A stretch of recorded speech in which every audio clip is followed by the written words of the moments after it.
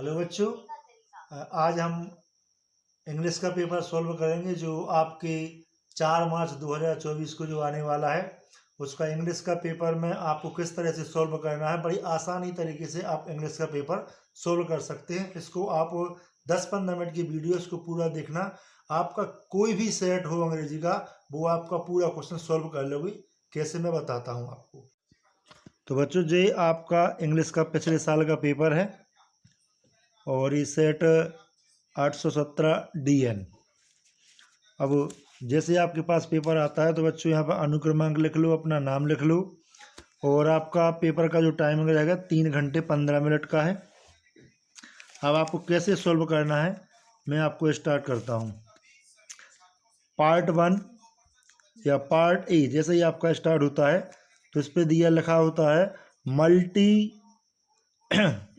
Multiple choice type question. यानी आपको इस पहले पैराग्राफ में कोई याद करने की बात नहीं है। इस पहले पैराग्राफ को अच्छी तरह से 2-3 बार आपको पढ़ लेना है। 2-3 बार आप जैसे ही पढ़ोगे तो आपको एक एक अक्षर उसका समझ में आ जाएगा, कौन सा कहाँ पे लिखा है। तो आपको पढ़ने के बाद पेज को टर्न करना है और जैसे पहला क्वेश्चन ऐसे शुरू है, which one of the following statement sum up the meanings of the passage. यानी इन 4 में से जो आपने पैसेज पढ़ा है उसका कोई ना कोई हल इसमें से आपको ढूंढने से मिल जाएगा।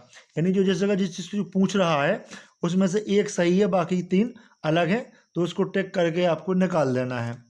दूसरा क्वेश्चन यानी सब उसी पैराग्राफ पे आधारित है। यानी आपको याद करने की जरूरत नहीं कि आपको कौन सा याद करके गए थे, हमें कौन सा आएगा कौन सा नहीं आएगा। यानी तो इस पैराग्राफ को जैसे ही आप पढ़ोगे तो 1 से लेकर 3 क्वेश्चन तक के आंसर आपको इसी में से छांट के देना है। यहाँ पढ़ने की और याद करने की जरूरत नहीं कि हम याद करके नहीं याद तो नहीं दे पाएंगे। तो बड़ा आसान चीज़ होती है जी। इसके बाद क्वेश्चन नंबर 4 से ये लिखा है, क्वेश्चन नंबर 4 से 8 तक। फिर यहाँ पे लगा choose the correct options to the answer. ये आपका थोड़ा किताब से है, तो यदि आप उस अच्छी तरह से आपने साल भर किताब पढ़ी भी होगी तो उसमें याद करने की जरूरत नहीं, कहीं ना कहीं से आपको ध्यान में आ ही जाता है और आपको 4 में से 1 का टिक लगाते हुए आगे बढ़ते जाना है। उसी प्रकार आप क्वेश्चन नंबर 9 से लेके 10 तक फिर से यहाँ लिखा है, read the passage given below, choose the correct option to the answer the question. यानी ये जो फिर से पैराग्राफ दिया गया है इस पैराग्राफ को अच्छी तरह से पढ़ लेना है। 3-4 बार पढ़ोगे भाई। 3 घंटे का पेपर है और आपका पेपर लगभग 1 घंटे में हो जाता है। आपको बड़ी तसल्ली और बड़ी संतुष्टि से इस पेपर को हल करना है। एक एक शब्द को आप जैसे पढ़ोगे तो निश्चित है आपको समझ में आ जाएगा कौन सा शब्द कहाँ पे लिखा है। और इसके बारे में जो फिर विकल्प दिए हैं 9 और 10 में, यानी इसी को छांट के इसी पैराग्राफ को पढ़ के इसी के आधार पर उनमें से एक विकल्प सही होगा जो आपको छांट के उसमें से लिख देना है। तो इसमें भी आपको ये नहीं सोचना हम याद करके नहीं आए हैं, पढ़ के नहीं आए हैं, कुछ नहीं पढ़ने की बात है। उसी पैराग्राफ को पढ़ना है, उसी में से छांट के उसके उत्तर दे देना है। तो 10 तक जो क्वेश्चन आंसर है ये आपको इसी में से छांट के दे देना है। फिर आपका क्वेश्चन नंबर 11 से 13 तक फिर विकल्प वाले ही होते हैं। तो फिर इसमें लिखा गया choose the correct option to the answer of the following question. यानी पढ़कर 4 विकल्पों में से एक विकल्प सही है, उसको छांटकर उसका उत्तर देना है आपको। उसी प्रकार 14 से लेके 15 तक read the given extract and choose the correct option to the answer the following question. फिर से जो आपकी पंक्ति यानी आपकी भाषा में पोएम कहते हैं, पोएम आपकी पेपर में छपी हुई आना है। यहाँ पे भी आपको अपना दिमाग नहीं लगाना है, केवल पोएम को पढ़ना है 3-4 बार। तो आपको निश्चित है अगर आपने स्कूल में जाके टीचर से जो भी एक भी बार इसके बारे में सुना है, एक भी आप किताब खोल के अगर आपने पढ़ी है तो आपको समझ में आ जाएगा कि किस पार्ट की पोएम है। फिर भी ज़्यादा दिमाग लगाने की जरूरत नहीं है, पोएम आपके सामने है, पोएम को आप अच्छे से 3-4 बार पढ़िए। उसी के आधार पर आपका जो 14 और 15 नंबर का जो क्वेश्चन है इसी पोएम के आधार पर इसी में से हल करना है। तो इसमें भी दिक्कत की बात नहीं है कि आप पढ़ के क्या गए हैं क्या नहीं गए हैं, पेपर में ही आपकी 4 लाइनें आएंगी, उसी में से छाट के उसका प्रश्न का उत्तर देना है। तो ये चिंता की बात ही नहीं हम कौन सा याद कर लें, कोई भी आपको याद करने की जरूरत नहीं है, पोएम आपकी आना है और उसी में से छाट के आपको लिखना है। फिर आपका 16 से लेके जो 20 तक का क्वेश्चन आएंगे। फिर देखिए, choose the correct option to the answer the following question, यानी आपने फिर इसमें किताब को पढ़ा हुआ, किताब में से जो पार्ट दिए हैं उनमें से पार्ट में से कोई ना कोई चीज़ आपने अगर सही तरीके से पढ़ी है, पूरे पार्ट को यदि आपने पढ़ा है, याद करने की जरूरत नहीं है, पार्टों को आपने पढ़ा भी है तो भी आपके दिमाग में आ जाएगा किसका कौन सा जवाब रहेगा। तो जो आपके 4 विकल्प हैं, एक उसमें से छांट के आपको दे देना है। अब आपका पार्ट बी शुरू होता है, जो आपकी रीडिंग है, यानी इसमें भी क्या है, आपको फिर अपनी तरफ से कोई याद करने की जरूरत नहीं है। बोलिए इंग्लिश का पेपर कठिन आता है, कठिन आता है, कठिन आता है, कोई कठिन नहीं है। पैराग्राफ दिया हुआ है, पैराग्राफ को अच्छे से पढ़िए। आपका 3 घंटे का पेपर है, इसको 3 बार पढ़िए। 3 बार भी पढ़ोगे तो निश्चित आपको एक एक शब्द की जो किस लाइन में कौन सा उसका उत्तर छुपा हुआ है, यानी जो नीचे प्रश्न दिए हुए हैं आपके 4, इन्हीं प्रश्नों के उत्तर आपके इन्हीं लाइनों के बीच में छुपे हुए हैं। कोई दिमाग लगाने की जरूरत नहीं, हमने पढ़ के नहीं आए, पढ़ के नहीं आए, पढ़ के नहीं आए, नहीं। इसी को जब पढ़ के साल भर में नहीं पढ़ के आए तो कक्षा में परीक्षा सेंटर पर बैठकर, अपनी सीट पर बैठकर इसी को 10 बार पढ़ लीजिए। 3 घंटे का पेपर है, आराम से करिए। इसको 3 की जगह 10 बार भी पढ़िए तो ये जो 1 2 3 4 प्रश्न हैं, इन 4 प्रश्नों को आप ढंग से पढ़िए। जैसे पहले प्रश्न है, what is the king to when the found out of the man was innocent, यानी इस पूरे प्रश्न का एक भी शब्द, इस पूरे प्रश्न का एक भी शब्द इस पैराग्राफ के जिस लाइन में आपको मिल जाता है उस लाइन को पूरा का पूरा उतार दीजिए, आपका पेपर का क्वेश्चन सॉल्व हो जाएगा। दूसरा प्रश्न आपका जैसे ही है, why was the shopkeeper surprised. अब इस लाइन का, इस पूरे प्रश्न का एक भी शब्द जिस पैराग्राफ की लाइन में लिखा हो, जैसे यहाँ पर ये लिखा हुआ है शॉपकीपर, यानी जहाँ से ये स्टार्ट हुआ है और जहाँ का इसका फुल स्टॉप है वहाँ तक पूरा का पूरा उतार दीजिए, उस प्रश्न का उत्तर हो जाएगा। तो बिल्कुल आपसे जो हम याद करके नहीं है, कुछ नहीं करना है भाई साहब। पैराग्राफ आपके सामने है, पैराग्राफ को 2 की जगह 4, 4 की जगह 10 बार पढ़िए, आपको एक एक शब्द समझ में आ जाएगा कौन सा कहाँ लिखा है। और प्रश्न को मिलाइए, प्रश्न में से जौन सा भी शब्द जिस पैराग्राफ के जिस लाइन में लिखा हो उस लाइन को पूरा उतार दीजिए, आपका प्रश्न का उत्तर बन गया। जी भाई साहब, आपका जितने भी नंबर का होगा, 2 2 4 2 6, एक 7 नंबर का है, पूरा 7 नंबर में साथ ही मिलेगा।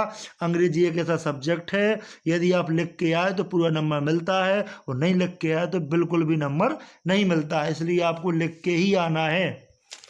तो यहाँ पर भी दिमाग लगाने की जरूरत नहीं है। आपका 7 नंबर का जो क्वेश्चन का आंसर देना है, आपका पूरा पैराग्राफ दिया होता है, उसी पैराग्राफ के आधार पर जो प्रश्न दिए होते हैं, इन प्रश्नों को ढंग से पढ़िए। इस प्रश्न का एक भी, कोई भी प्रश्न का, जैसे A B C D, यानी ए में जो भी पूरा प्रश्न पढ़ने के बाद एक भी इसका शब्द पैराग्राफ के जिस लाइन में मिल जाता है पूरी की पूरी लाइन उतार दो। इसी प्रकार चारों का जहां शब्द मिल जाता है पूरी लाइन उतार दो, आपके प्रश्न के उत्तर हो जाएंगे, 7 नंबर आपके पक्के हो जाएंगे। इसके बाद आपका राइटिंग में फिर आता है, write the letter to your father requesting him to send your 3000 rupees for purchase the book, यानी यहाँ पर आपको लेटर लिखना है। जरूरी नहीं कि आपका यही लेटर आए, कोई सा भी लेटर आता है।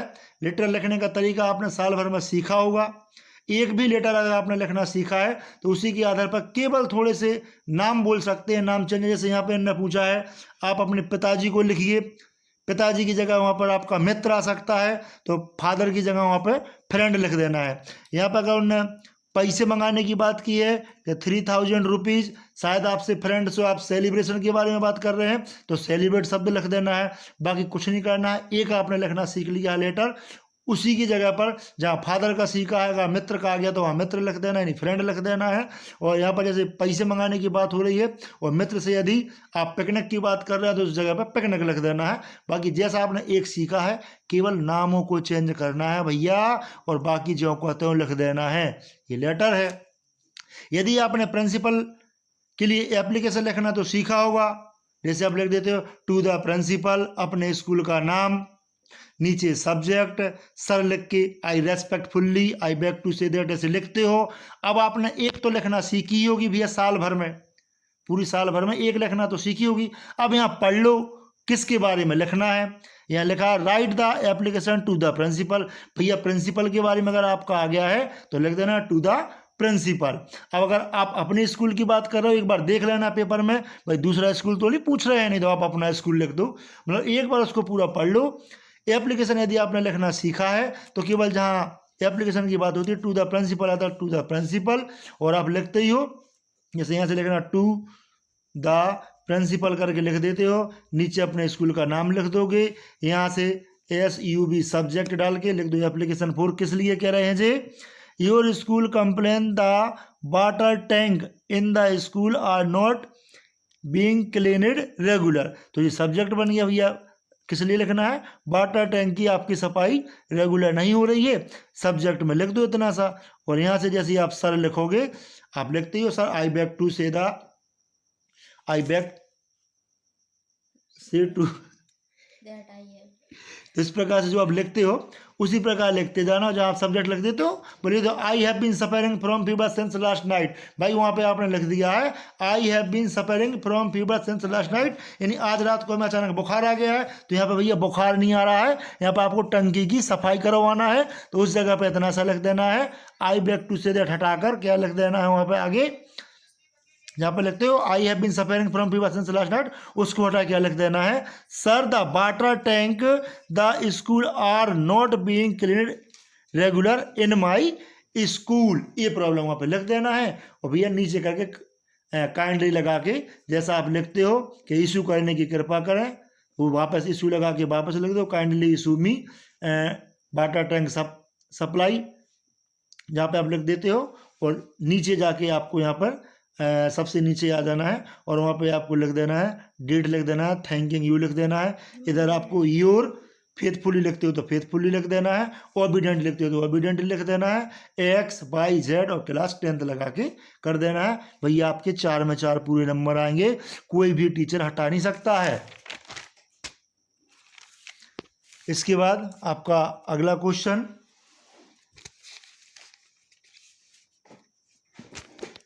क्या है, right A report, right A report on election sense in about 18 to 100 word. अब यहाँ पे जैसे लिखा गया कि 80 से 100 शब्दों में देना है, तो निश्चित 8 या 10 लाइनों को लिखना है, ज़्यादा नहीं लिखना है, क्योंकि जितना आप छोटा और साफ सुथरा लिखोगे वही अच्छा रहता है। ज़्यादा कहीं से नकल करके लिखोगे या ज़्यादा लिख दिया तो वो नहीं समझेगा या आपने किताब का उतारा हुआ, अपनी तरफ से दिमाग नहीं लगाया हुआ है। तो क्या लिखना है, जैसे इन्हें हिंट दी है, क्या कह दिया, time and place, sense around the polling station, sense inside the polling about, यानी जितनी जो हेडिंग दी है इन्हीं हेडिंगों के अंतर्गत आपको एक हेडिंग डालो, उसके बारे में 2 या 3 लाइनें लिख दो, फिर अगली हेडिंग डालो 2-3 लाइन उसके बारे में लिख दो, यानी एक पूरे पैराग्राफ में एक ही पेज पर उसके बारे में लिखना है। ज़्यादा आगे नहीं बढ़ना है, क्योंकि इनने पूछा है 80 से लेके 100 शब्द, तो एक पेज में आपकी 10-12 लाइनें आराम से बन जाती हैं और एक लाइन में लगभग 10 शब्द हो जाते हैं। इस प्रकार 8 लाइन में 80 शब्द हुए, 10 लाइन में 100 शब्द हुए, तो वो से 12-13 लाइनें से ज़्यादा मत लिखना है इसके बारे में, और आपके 6 के 6 नंबर मिल जाएंगे। यदि जो ऊपर का नहीं आता है तो अथवा में दिया होता है, उसमें भी आपको दिया होता है कौन कौन सी हेडिंग डालना है।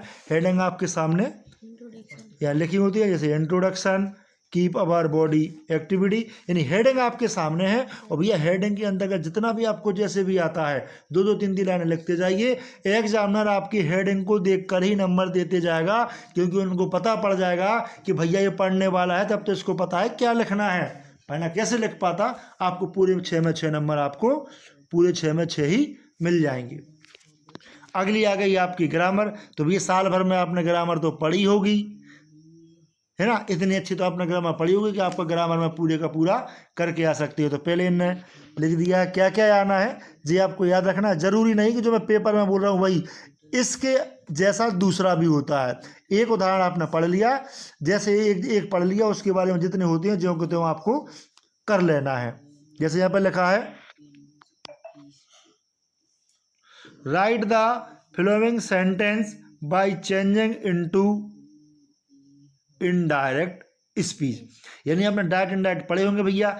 एक आपका जैसे इसमें आया, जरूरी नहीं कि यही आया, कैसे भी आपका आएगा उसको वैसे ही करके चेंज करके आपको लिख देना है। डायरेक्ट इनडायरेक्ट बनाना आपको आता है, आपने सीखा है और आप बना लोगे, है ना। जैसे यहाँ पे लिखा है my friend said to me, यानी सेड टू की जगह क्या लग जाएगा यहाँ पे, रिक्वेस्ट, सेड टू की जगह प्लीज, रिक्वेस्ट लगा दोगे, और जहाँ पर जो कॉमा लगे हुए हैं कॉमा हटाने के लिए बीच में दैट का प्रयोग करके पूरा लिख दोगे, आपका वाक्य बन जाएगा।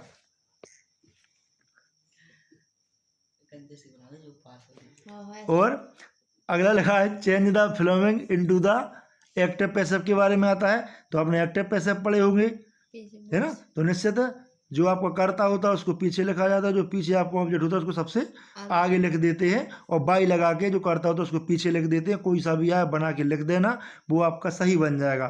फिर पंक्चुएट आता है, यानी जो शब्द होते हैं पूरा वाक्य लिखा हुआ है उस वाक्य को सही तरीके से लिखना होता है। जैसे मान लो यहाँ पे ये दा लिखा हुआ है, गलती कर दी, पहला वाला अक्षर कैसे बनता है, टी बड़ी बनती है, THE, यानी कहीं ना कहीं का कुछ ना कुछ गलती कर देते हैं, उस गलतियों को आपको सुधारना है, वो आपका पंक्चुएट होता है, ये भी आपका नंबर मिल जाता है।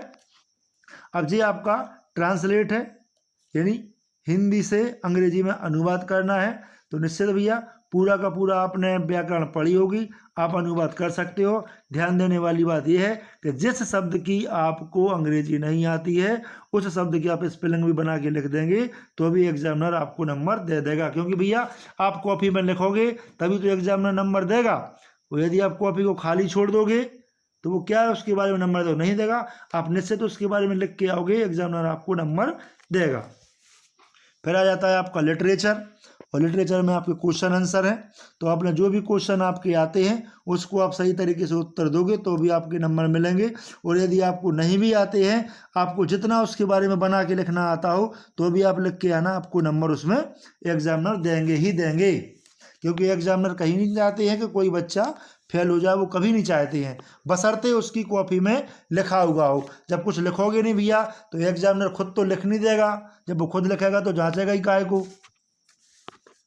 अगला क्वेश्चन है आपका उसी का जो बी है, तो उसको पढ़ के उसका उत्तर दे देना है। छठवां क्वेश्चन है any one of the following in the about 16 word, यानी ये आपके दो दिए हैं, किसी एक के बारे में उत्तर देना, कितने शब्दों में, 60 शब्दों में देना है।